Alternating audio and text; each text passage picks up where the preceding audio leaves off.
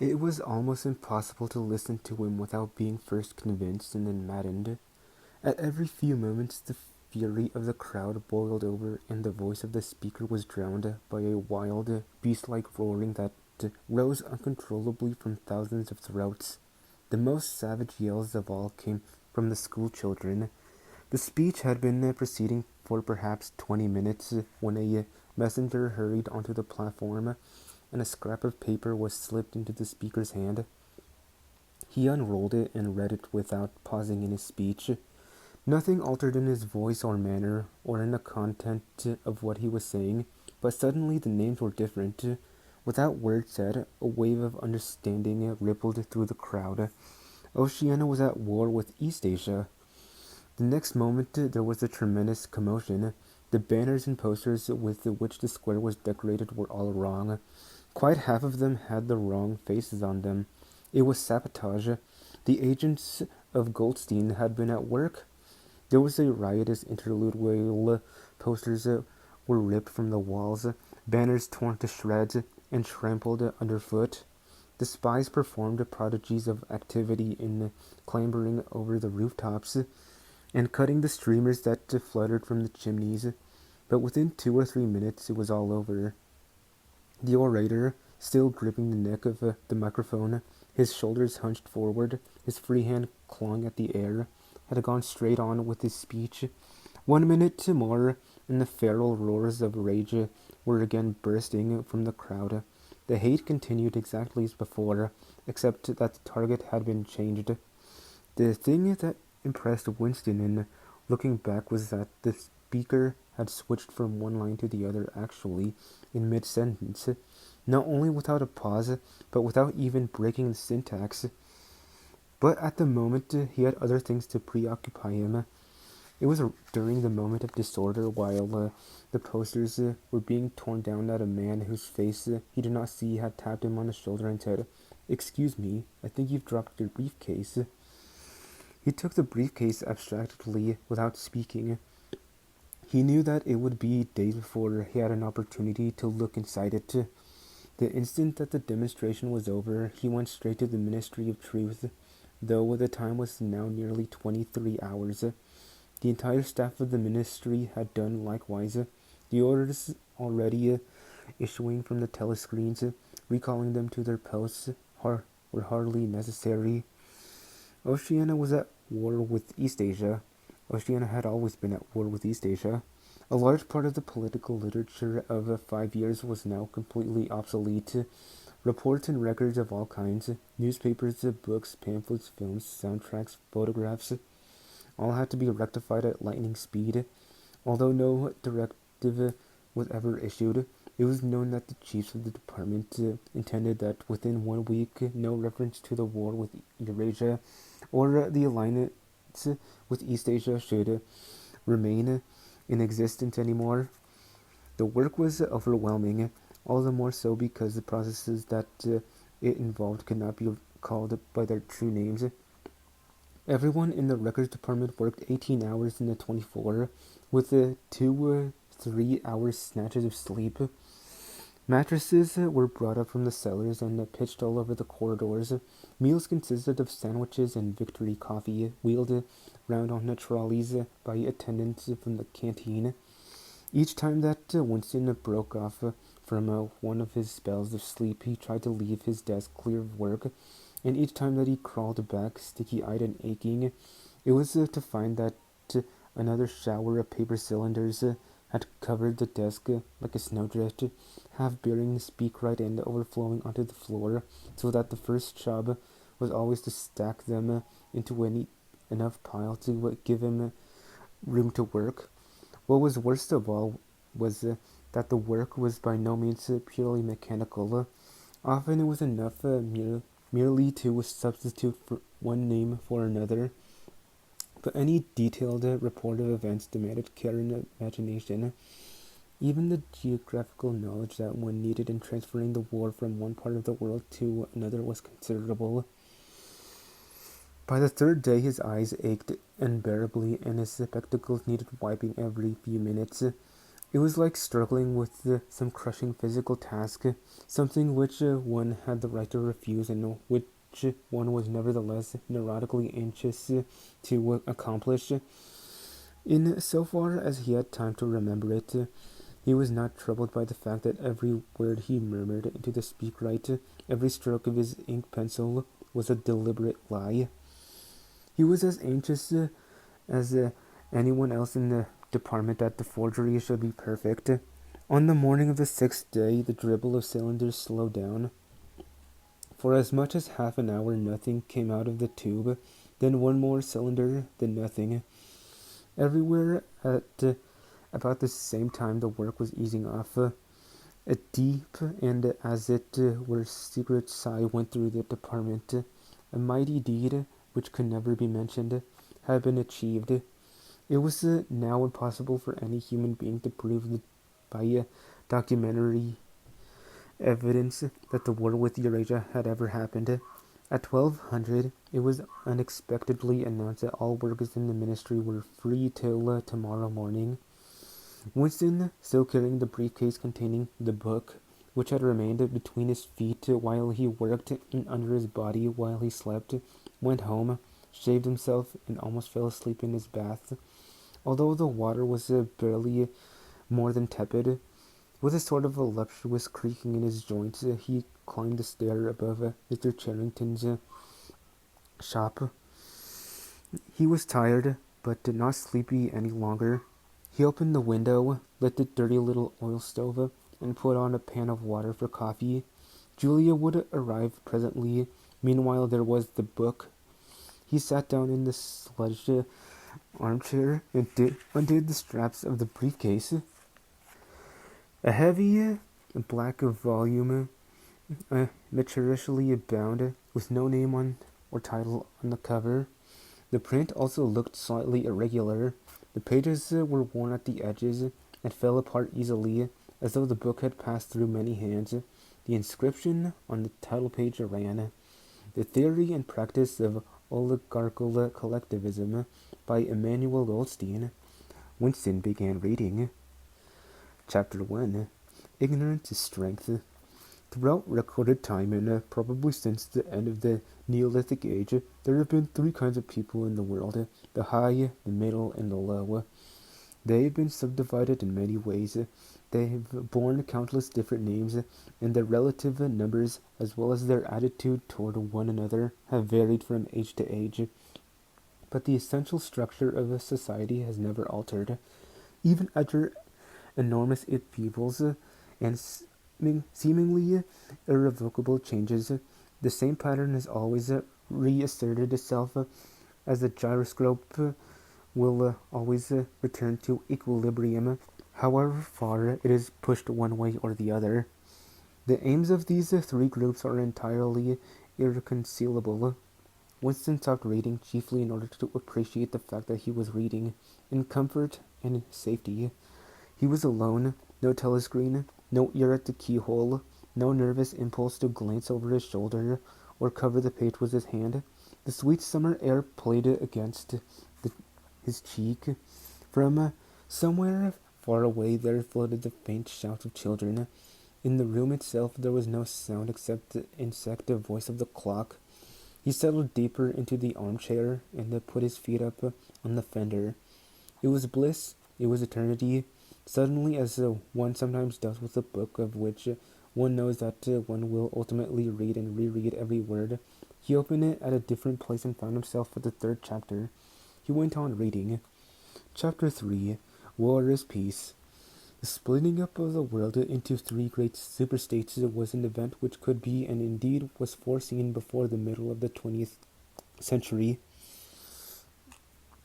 With the absorption of Europe by Russia and the British Empire by the United States, two of the three existing powers, Eurasia and Oceania, were already effectively in being. The third, East Asia, only emerged as a distinct unit after another decade of confused fighting. The frontiers between the three superstates are in some places arbitrary, and in others they fluctuate according to the fortunes of war, but in general they follow geographical lines. Eurasia comprises the whole of the northern part of the European and Asiatic landmass, from Portugal to the Bering Strait. Oceania comprises the Americas, the Atlantic Islands, including the British Isles, Australasia, and the southern portion of Africa. East Asia, smaller than the others, and with the less definite western frontier, comprises China and the countries to the south of it, the Japanese islands, and a large but fluctuating portion of Manchuria, Mongolia, and Tibet. In one combination or another, these three superstates are permanently at war, and have been so for the past 25 years. War, however, is no longer the desperate, annihilating struggle that it was in the early decades of the 20th century. It is a warfare of limited aims between combatants who are unable to destroy one another, have no material cause for fighting, and are not divided by any genuine ideological difference. This is not to say that either the conduct of war or the prevailing attitude toward it has become less bloodthirsty or more chivalrous. On the contrary, war hysteria is continuous and universal in all countries. Such acts as looting, the slaughter of children, the reduction of whole populations to slavery, the reprisals against prisoners which extend even to boiling and burying alive, are looked upon as normal, and when they are committed by one's own side and not by the enemy, meritorious. But in a physical sense, war involves very small numbers of people, mostly highly trained specialists, and causes comparatively few casualties. The fighting, when there is any, takes place on the vague frontiers whose whereabouts the average man can only guess at, or around the floating fortresses which guard strategic spots on the sea lanes. In the centers of civilization, war means no more than a continuous shortage of consumption goods, and the occasional crash of the rocket bomb, which may cause a few scores of deaths. War has in fact changed its character. More exactly, the reasons for which a war is waged have changed in their order of importance. Motives which were already present to some small extent in the great wars of the early 20th century have become dominant and are consciously recognized and acted upon. To understand the nature of the present war, for in spite of the regrouping which occurs every few years, it is always the same war, one must realize in the first place that it is impossible for it to be decisive. None of the three superstates could be definitely conquered, even by the other two in combination. There are two evenly matched, and their natural defenses are too formidable. Eurasia is protected by its vast land spaces, Oceania by the width of the Atlantic and the Pacific, East Asia by the vicinity and the industriousness of its inhabitants. Secondly, there is no longer, in the material sense, anything to fight about. With the establishment of self-contained economies in which production and consumption are geared toward one another, the scramble for markets, which was a main cause of previous wars, has come to an end, while the competition for raw materials is no longer a matter of life and death. In any case, each of the three superstates is so vast that it can obtain almost all of the materials that it needs within its own boundaries. In so far as the war has directed economic purpose, it is a war for labor power. Between the frontiers of the superstates, and not permanently in the possession of any of them, there lies a rough quadrilateral in its corners at Tangier, Brazzaville, Darwin, and Hong Kong, containing within it about a fifth of the population of the earth. It is for the possession of these thickly populated regions and of the northern ice cap that the three powers are constantly struggling. In practice, no one power ever controls the whole of the disputed area. Portions of it are constantly changing hands, and it is the chance of seizing this or that fragment by a sudden stroke of treachery that dictates the endless changes of alignment. All of the disputed territories contain valuable materials, and some of them yield important vegetable products such as rubber, which is in colder climates it is necessary to synthesize by comparatively expensive methods. But above all, they contain a bottomless reserve of cheap labor. Whichever power controls equatorial Africa, or the countries of the Middle East, or southern India, or the Indonesian archipelago, disposes also of the bodies of scores of hundreds of millions of ill-paid and hard-working coolies. The inhabitants of these areas, reduced more or less openly to the status of slaves, pass continually from conqueror to conqueror, and are expanded like so much coal or oil in the race to turn out more armaments, to capture more territory, to control more labor power, to turn out more armaments, to capture more territory, and so on indefinitely. It should be noted that the fighting never really moves beyond the state edges of the disputed areas. The frontiers of Eurasia flow back and forth between the basin of the Congo and the northern shore of the Mediterranean. The islands of the Indian Ocean and the Pacific are constantly being captured and recaptured by Oceania or by East Asia. In Mongolia, the dividing line between Eurasia and East Asia is never stable. Around the pole, all three powers lay claim to enormous territories, which in fact are largely uninhabited and unexplored, but the balance of power always remains roughly even, and the territory which forms the heartland of each superstate always remains inviolate.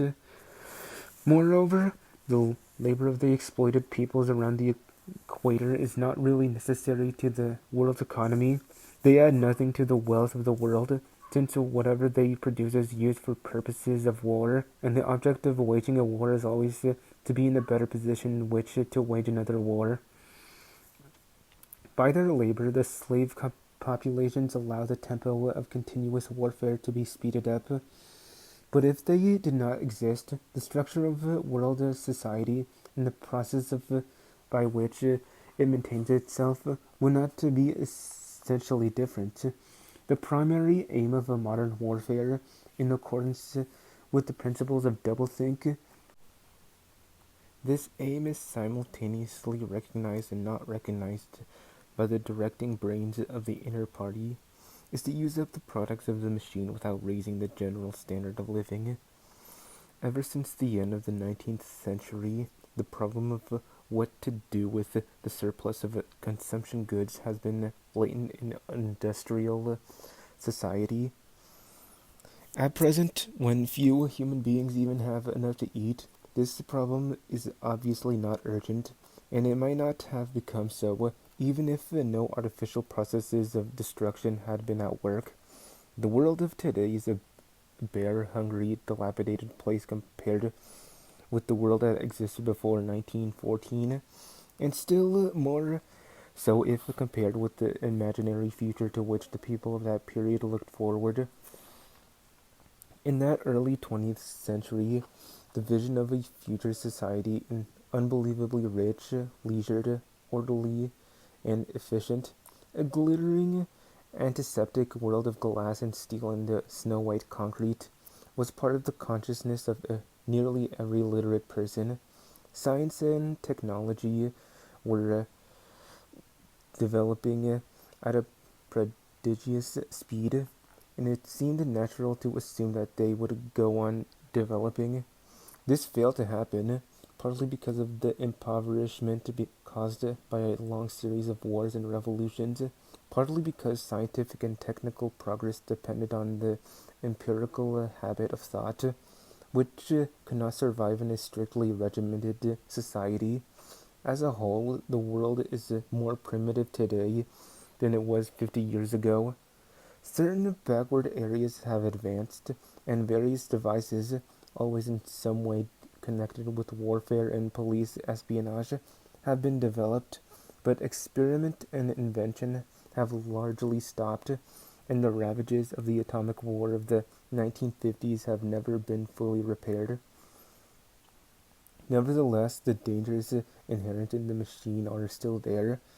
From the moment when the machine first made its appearance, it was clear to all thinking people that the need of human drudgery, and therefore to a great extent of human inequality, had disappeared. If the machine were used deliberately for that end, hunger, overwork, dirt, illiteracy, and disease could be eliminated within a few generations.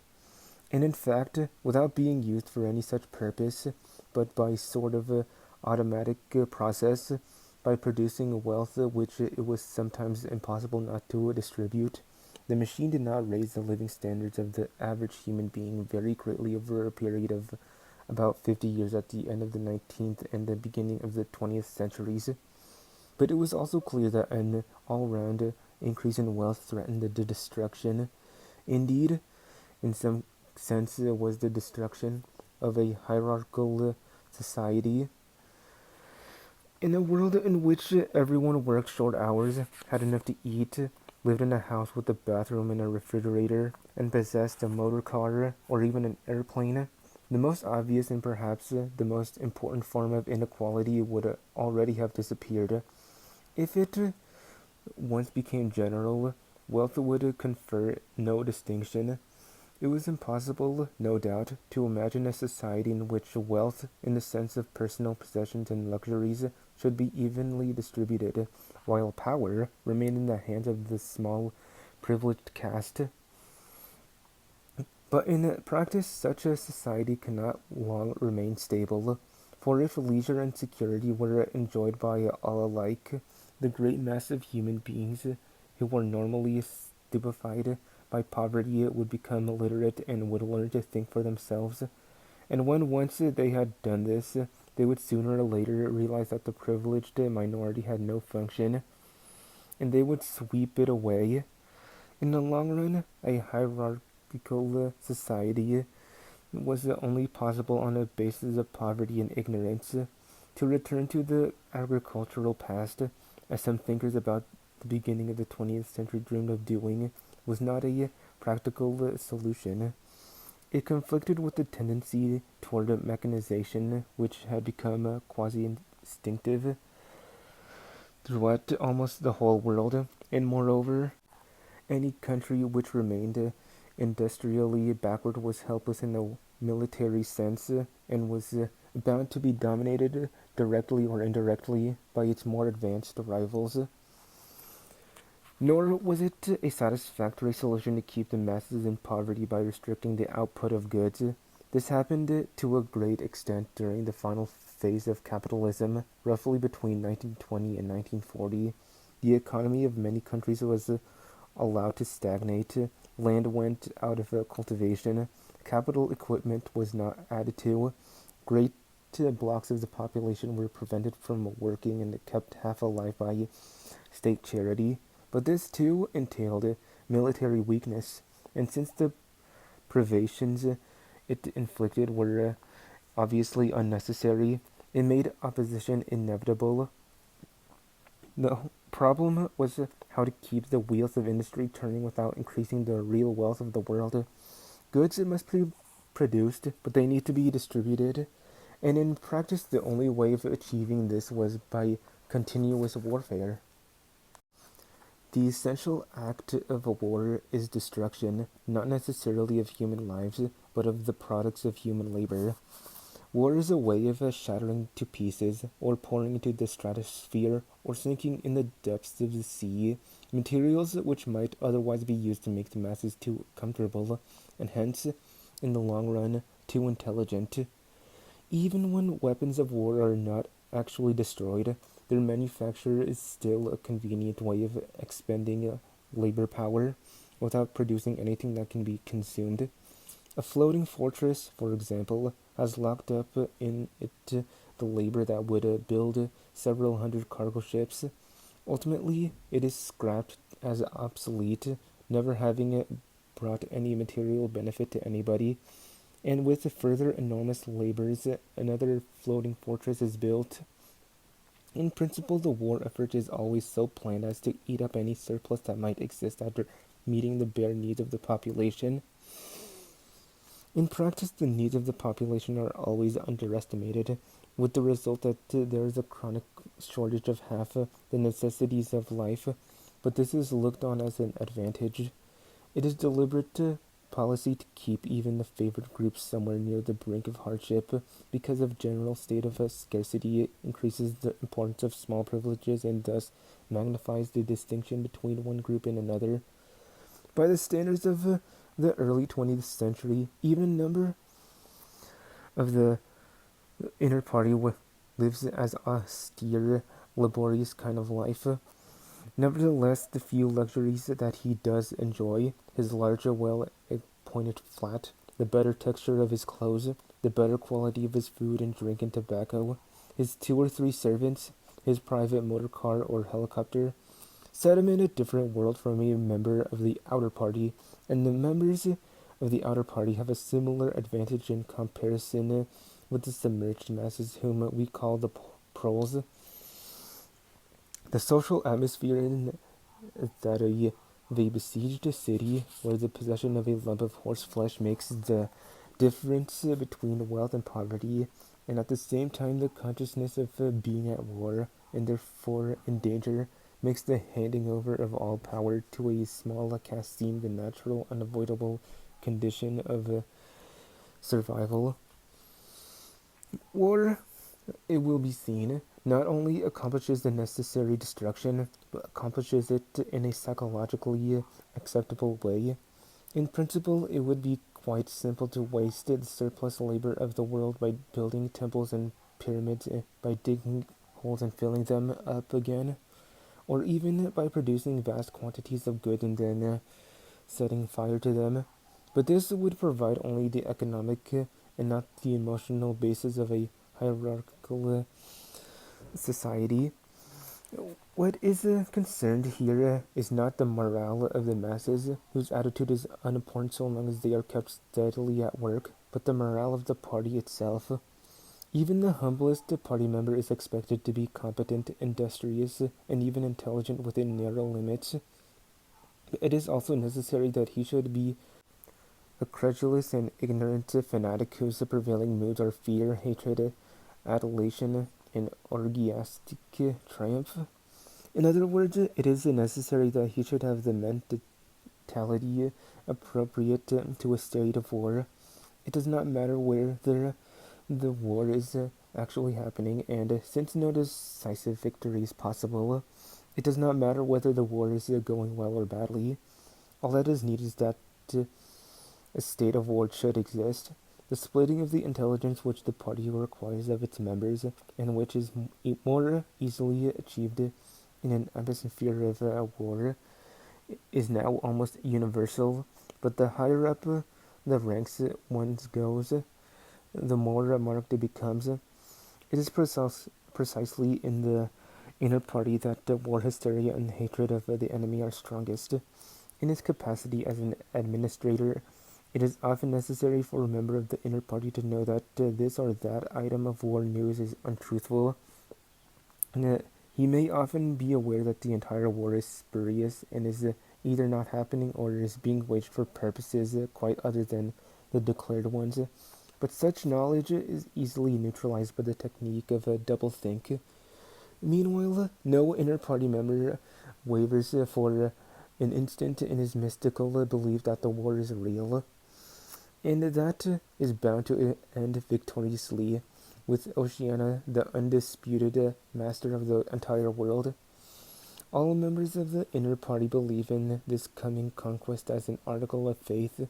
It is to be achieved either by gradually acquiring more and more territory, and so building up an overwhelming preponderance of war, or by the discovery of some new and unanswerable weapon. The search for new weapons continues unceasingly, and is one of the very few remaining activities in which the inventive or speculative type of mind can find in any outlet. In Oceania, at the present day, science, in the old sense, has almost ceased to exist. In Newspeak, there is no word for science. The empirical method of thought, on which all the scientific methods of the past were founded, is opposed to the most fundamental principles of INGSOC, and even technological progress only happens when its products can in some way be used for the diminution of human liberty. In all the useful arts, the world is either standing still or going backwards. The fields are cultivated with horse plows, while books are written by machinery. But in matters of vital importance, meaning in effect war and police espionage, the empirical approach is still encouraged, or at least tolerated. The two aims of the party are to conquer the whole surface of the earth and to extinguish once and for all the possibility of independent thought. There are therefore two great problems which the party is concerned to solve. One is how to discover, against his will, what another human being is thinking, and the other is how to kill several 100 million people in a few seconds without giving warning beforehand. Insofar as scientific research still goes, this is its subject matter.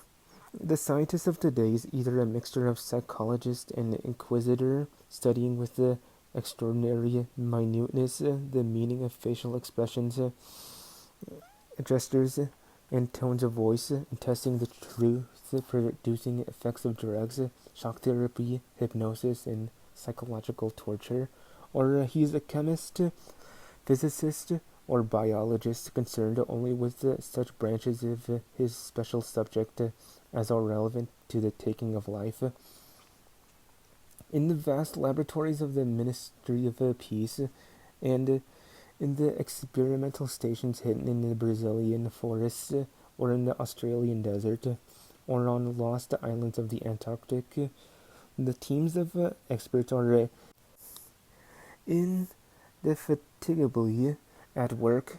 Some are concerned simply with planning the logistics of future wars. Others devise larger and larger rocket bombs, more and more powerful explosives, and more impenetrable armor plating.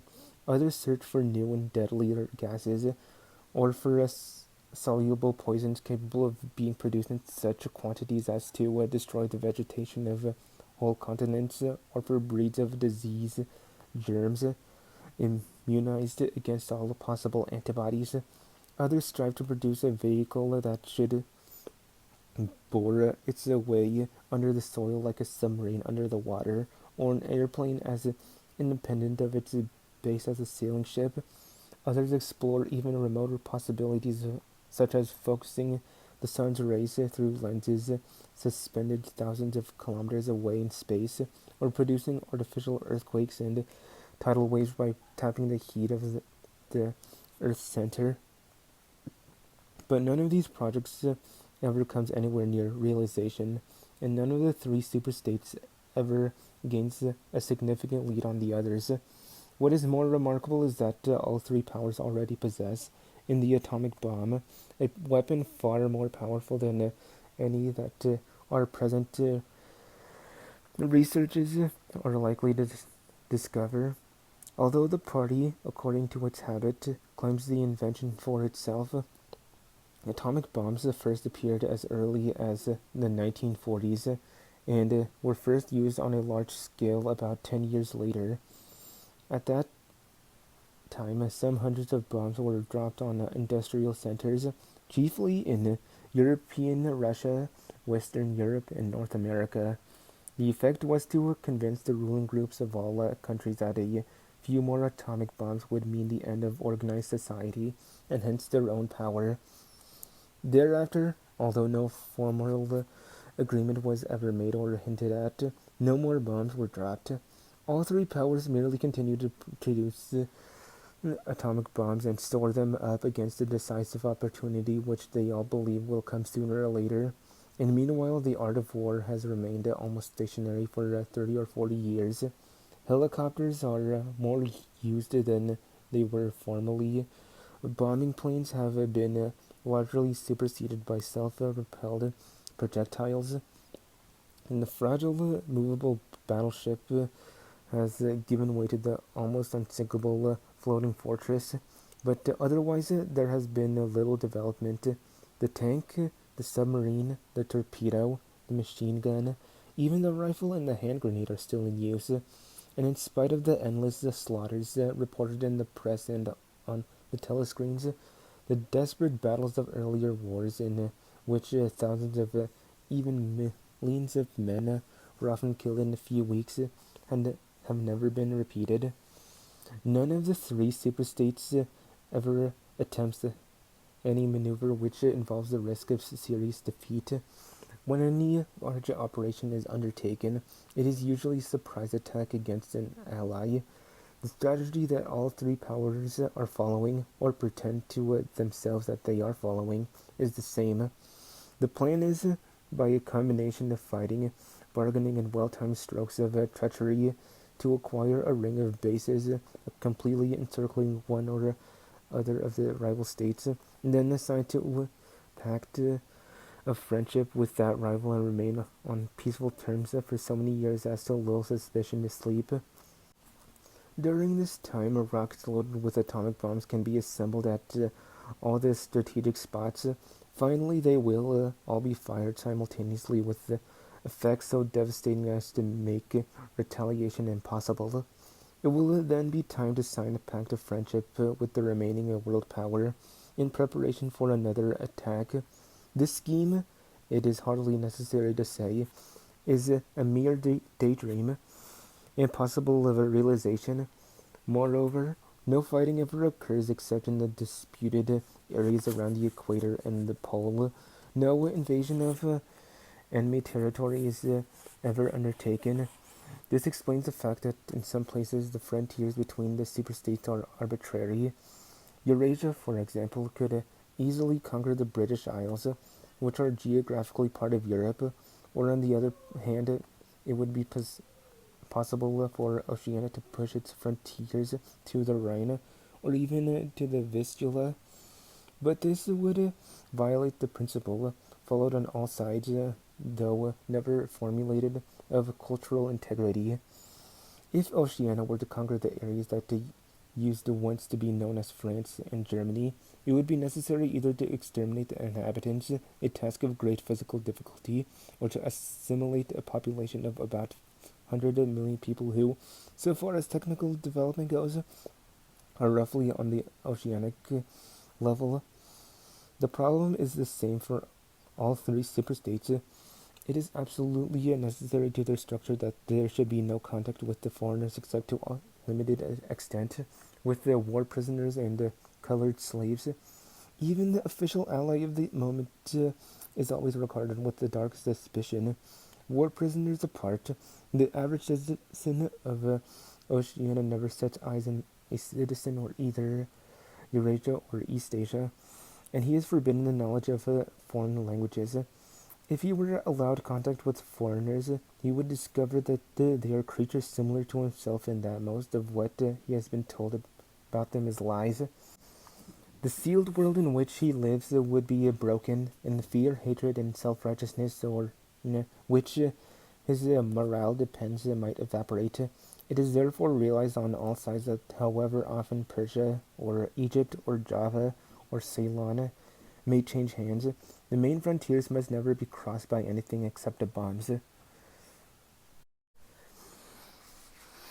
Under this lies a fact never mentioned aloud, but tacitly understood and acted upon, namely, that the conditions of life in all three superstates are very much the same.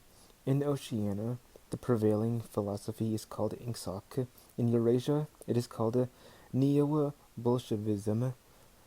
And in East Asia, it is called by a Chinese name, usually translated as death worship, but perhaps better rendered as obliteration of the self. The citizen of Oceania is not allowed to know anything of the tenets of the other two philosophies, but he is taught to execrate them as barbarous outrages upon morality and common sense. Actually, the three philosophies are barely distinguishable, and the social systems which they support are not distinguishable at all. Everywhere there is the same pyramidal structure, the same worship of a semi-divine leader, the same economy existing by and for continuous warfare. It follows that the three superstates are not only cannot conquer one another, but would gain no advantage by doing so. On the contrary, so long as they remain in conflict, they prop one another up like three sheaves of corn, and as usual, the ruling groups of all three powers are simultaneously aware and unaware of what they are doing. Their lives are dedicated to world conquest, but they also know that it is necessary that the war should continue everlastingly and without victory. Meanwhile, the fact that there is no danger of conquest makes possible the denial of reality, which is the special feature of Ingsoc and its rival systems of thought. Here it is necessary to repeat what has been said earlier, that by becoming a continuous war has fundamentally changed its character. In past ages, a war, almost by definition, was something that sooner or later came to an end, usually an unmistakable victory or defeat. In the past, also, war was one of the main instruments by which human societies were kept in touch with physical reality. All rulers of all ages have tried to impose a false view of the world upon their followers, but they could not afford to encourage any illusion that tended to impair military efficiency. So long as the defeat meant the loss of independence or some other result generally held to be undesirable, the precautions against defeat had to be serious. Physical facts could not be ignored. In philosophy or religion or ethics or politics, two and two might make five, but when one was designing a gun or an airplane, they had to make four. Inefficient nations were always conquered sooner or later, and the struggle for efficiency was inimical to illusions. Moreover, to be efficient, it was necessary to be able to learn from the past, which meant having a fairly accurate idea of what had happened in the past. Newspapers and history books were, of course, always colored and biased, but falsification of the kind that is practiced today would have been impossible. War was a sure safeguard of sanity, and so far as the ruling classes were concerned, it was probably the most important of all safeguards. While wars could be won or lost, no ruling class could be completely irresponsible. But when war becomes literally continuous, it also ceases to be dangerous. When war is continuous, there is no such thing as military necessity. Technical progress can cease, and the most palpable facts can be denied or disregarded. As we have seen, researches that could be called scientific are still carried out for the purposes of war, but they are essentially a kind of daydreaming, and their failure to show results is not important. Efficiency, even military efficiency, is no longer needed. Nothing is efficient in Oceania except the thought police.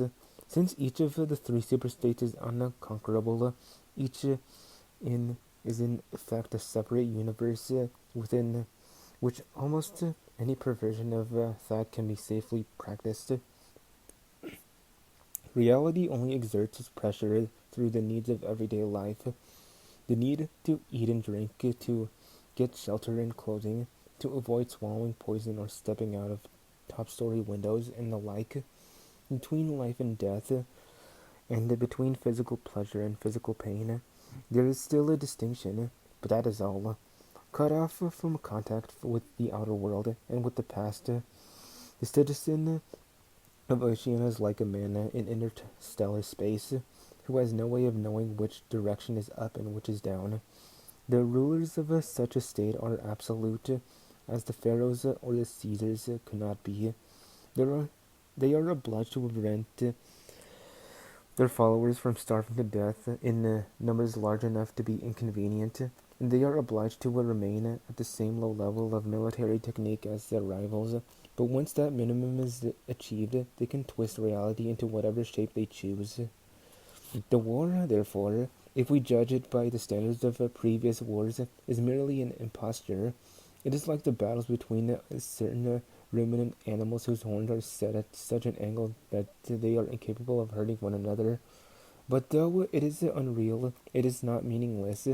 It eats up the surplus of consumable goods, and it helps to preserve the special mental atmosphere that a hierarchical society needs. War, it will be seen, is now a purely internal affair. In the past, the ruling groups of all countries, although they might recognize their common interest and therefore limit the destructiveness of war, did not fight against one another, and the victor always plundered the vanquished. In our own day, they are not fighting against one another at all.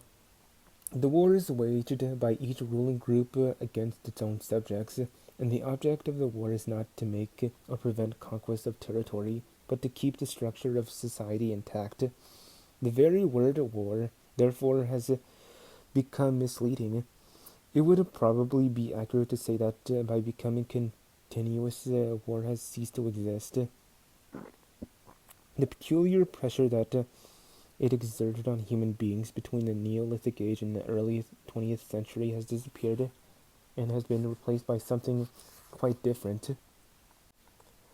The effect would be much the same as the three superstates, instead of fighting one another, should agree to live in perpetual peace, each inviolate within its own boundaries, for in that case each would still be a self-contained universe, freed forever from the sobering influence of external danger.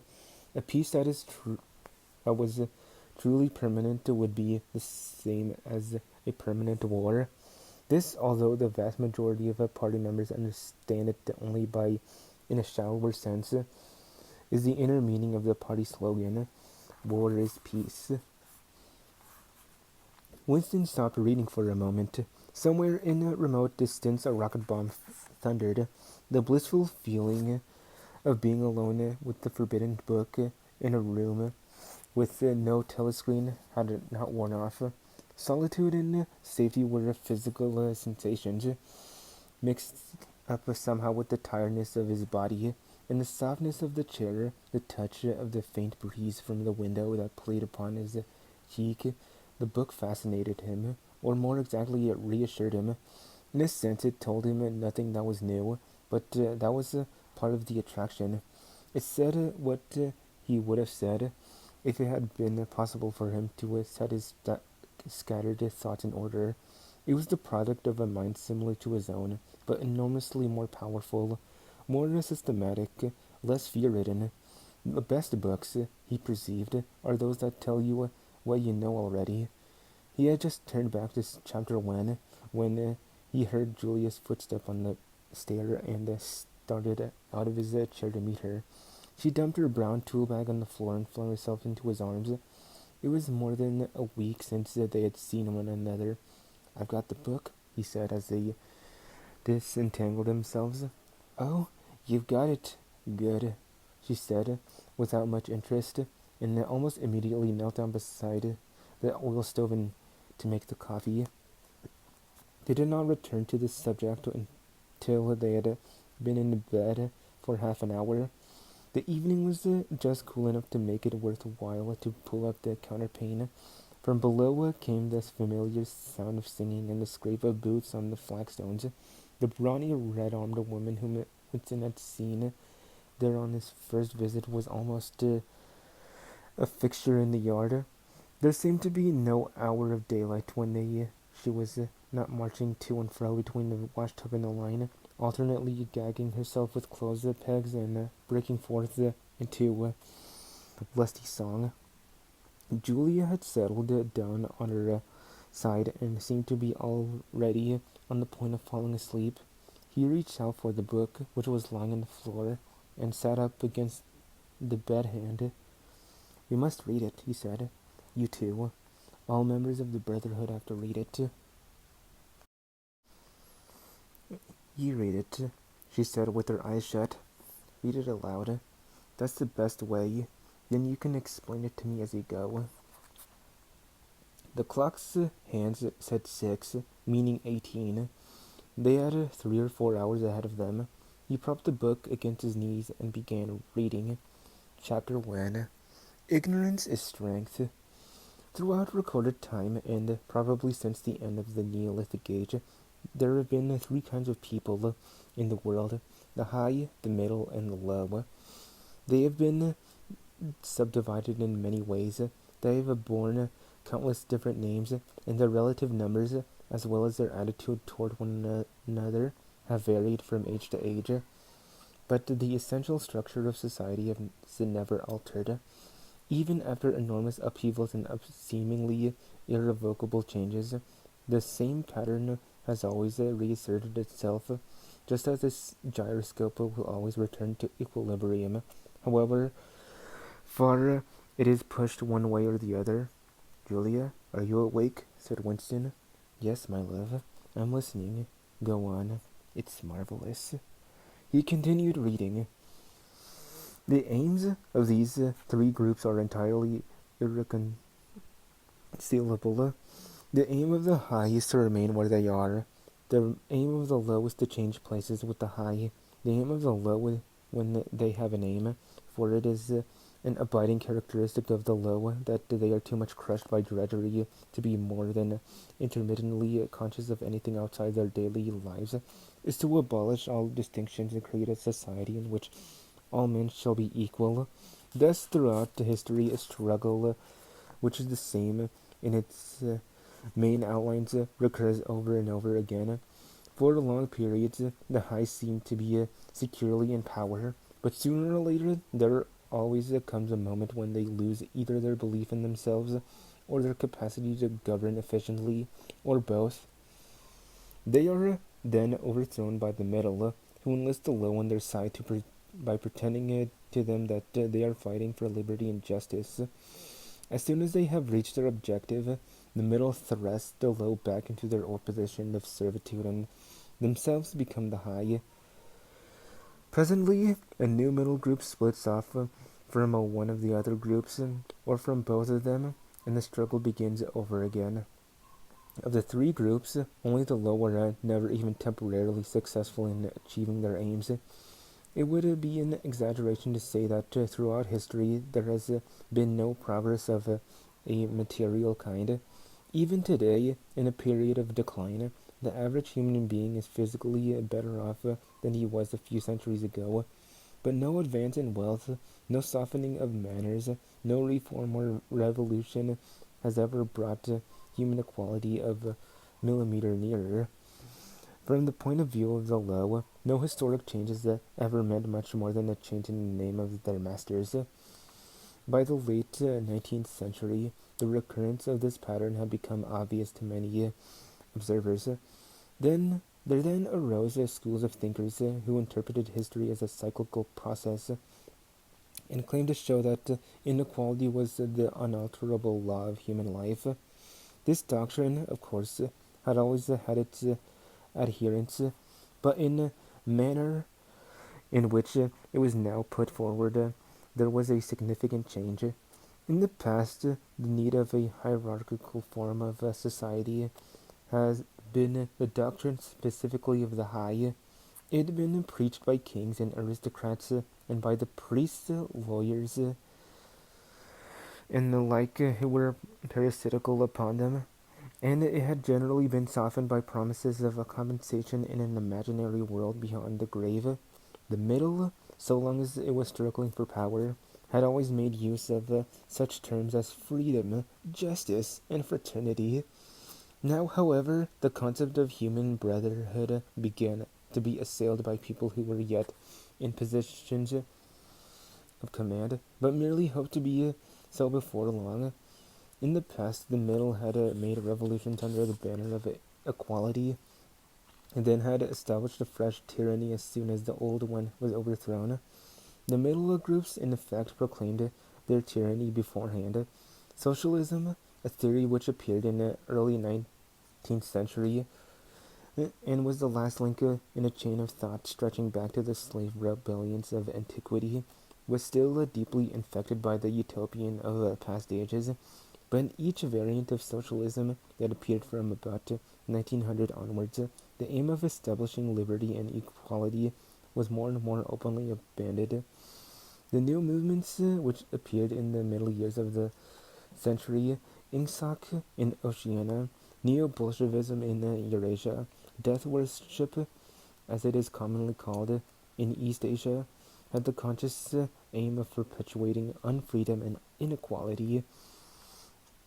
These new movements, of course, grew out of the old ones, intended to keep their names and pay lip service to their ideology. But the purpose of all of them was to arrest progress and freeze history at a chosen moment. The familiar pendulum swing was to happen once more, and then stop.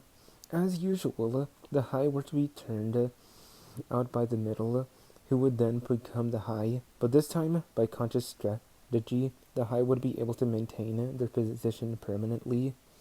The new doctrines arose partly because of the accumulation of historical knowledge and the growth of the historical sense, which had hardly existed before the 19th century. The cyclical movement of history was now intelligible, or appeared to be so, and if it was intelligible, then it was alterable. But the principal underlying cause was that as early as the beginning of the 20th century, human equality had become technically possible. It was still true that men were not equal in their relative talents, enough functions had to be specialized in ways that favored some individuals against others, but there was no longer any real need for class distinctions or for larger differences of wealth. In earlier ages, class distinctions had been not only inevitable, but desirable. Inequality was the price of civilization. With the development of machine production, however, the case was altered. Even if it was still necessary for human beings to do different kinds of work, it was no longer necessary for them to live at different social or economic levels. Therefore, from the point of view of the new groups who were on the point of seizing power, human equality was no longer an ideal to be striven for, but a danger to be averted. In more primitive ages, when a just and peaceful society was in fact not possible, it had been fairly easy to believe in it. The idea of an earthly paradise in which men should live together in a state of brotherhood, without laws and without brute labor, had haunted the human imagination for thousands of years. And this vision had had a certain hold even on the groups who actually profited by each historic change.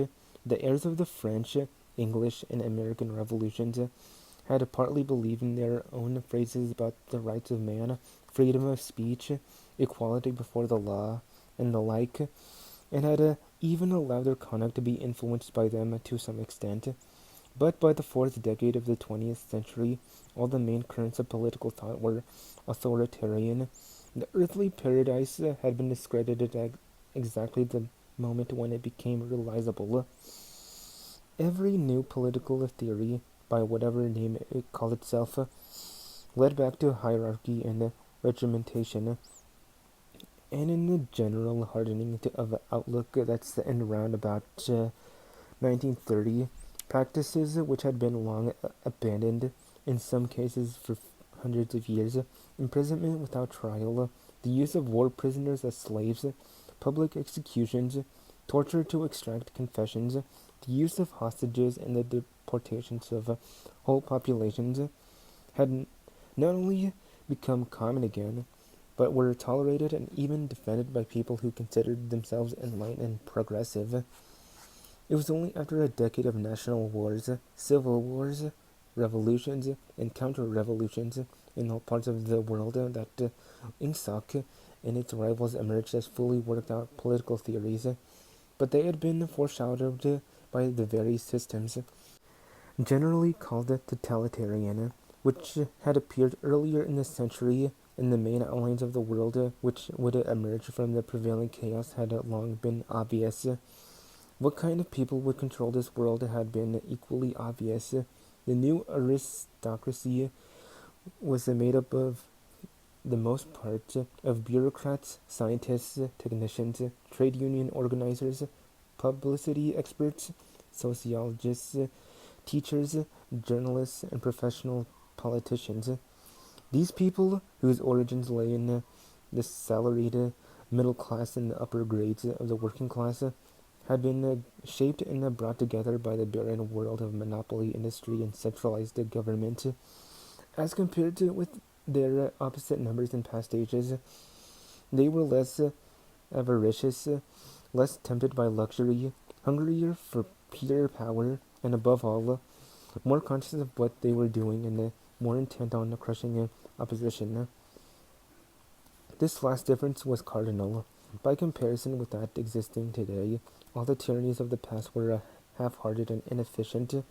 The ruling groups were always infected to some extent by liberal ideas and were content to leave loose ends everywhere, to regard only the overt act, and to be uninterested in what their subjects were thinking.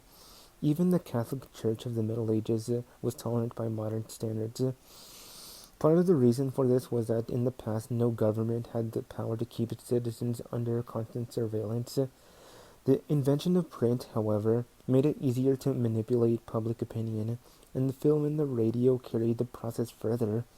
With the development of television and the technical advance of which made it possible to receive and transmit simultaneously in the same instrument, private life came to an end. Every citizen, or at least every citizen important enough to be worth watching, could be kept for 24 hours a day under the eyes of the police and in the sound of official propaganda, with all other channels of communication closed. The possibility of enforcing not only complete obedience to the will of the state, but complete uniformity of opinion on all subjects, now existed for the first time. After the revolutionary period of the 50s and 60s, society grouped itself, as always, into high, middle, and low, but the new high group, unlike its forerunners, did not act upon instinct, but knew what was needed to safeguard its position. It had long been realized that the only secure basis for oligarchy is collectivism. Wealth and privilege are most easily defended when they are possessed jointly.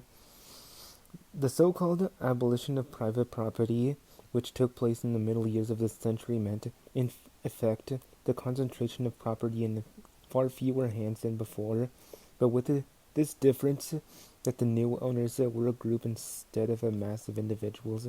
Individually, no member of the party owned anything, except petty personal belongings.